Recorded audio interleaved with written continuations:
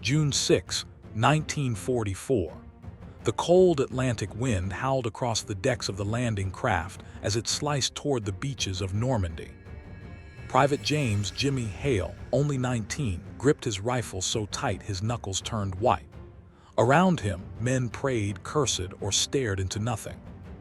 The sea was chaos, artillery bursts in the distance, tracer fire dancing like lightning. Jimmy looked at the photo tucked in his helmet, his sister and mother back home in Boston. He promised he'd write after they landed. 30 seconds, shouted the sergeant. The ramp dropped and hell opened. The first men vanished in water dyed red. Machine gun fire tore through the surf. Jimmy dove forward, crawling across bodies, sand, and wire. Every breath was a fight against panic. He finally reached the dunes, chest heaving. Beside him, his friend Corporal Dan Lewis shouted, "We made it, Jimmy," just before a mortar landed nearby. When Jimmy opened his eyes, Dan was gone. The beach was littered with metal, fire, and silence broken only by screams. That was the moment he realized war wasn't glory, it was endurance. That night, huddled behind the ruins of a French farmhouse, Jimmy lit a candle stub and pulled out a crumpled piece of paper. He began to write. "Dear Mom, we landed today. I'm okay. I don't think I'll ever forget the sound of the ocean screaming." The words came slow, hands trembling. Around him, the men slept where they sat, some crying softly, others staring into the dark. Every so often, artillery thunder rolled in from the hills, shaking the ground. Jimmy folded the letter and placed it inside his coat.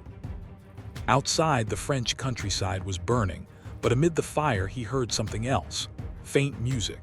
A local villager playing an old accordion, singing a song about home.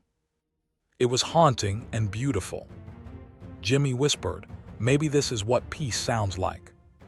He looked at the letter again and decided to add one more line. "If I don't come home, tell them I tried to be brave."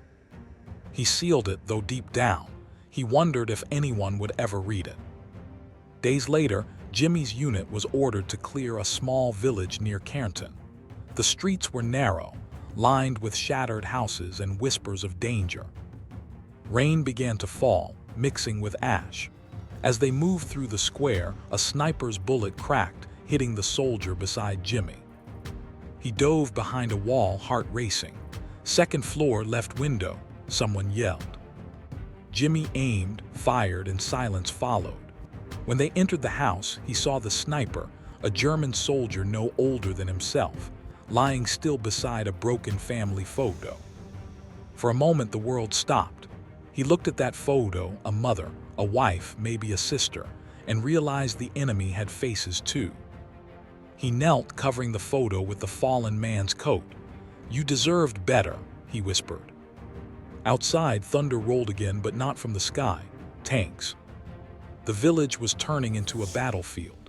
Jimmy grabbed his rifle and ran to rejoin his squad, his thoughts echoing louder than the gunfire. If he was me, would he have done the same? By nightfall, Jimmy's platoon took shelter in an abandoned church. Stained glass shattered, the altar covered in dust. Inside, they found a young German medic, wounded but alive. He was terrified, whispering, "Bit nisht. Please don't." Instead of shooting, Jimmy tore a strip of cloth and bandaged the man's shoulder. The others watched in silence.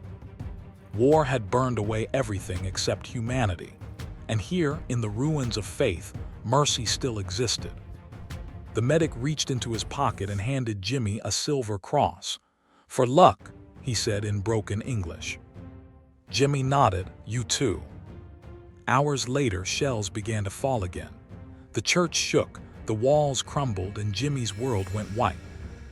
When the dust cleared, he was half buried, clutching the cross, surrounded by smoke and silence. Weeks after the war ended, a French farmer found a bundle of letters near the ruins of that church. One was still sealed.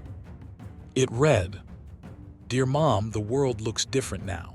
I used to think courage meant fighting, but now I know it's helping when you don't have to."